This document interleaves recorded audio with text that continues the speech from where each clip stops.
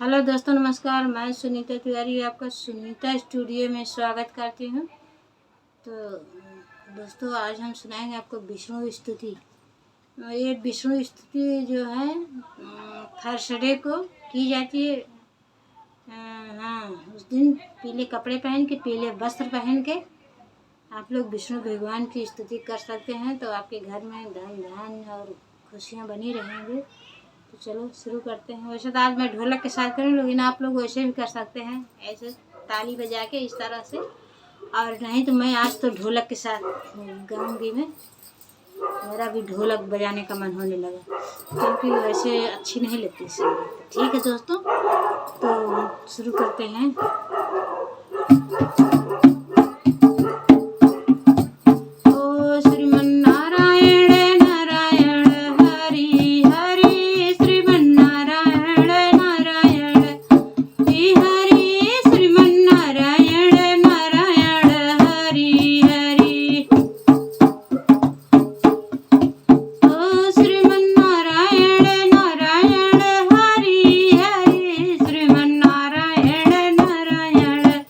Yeah.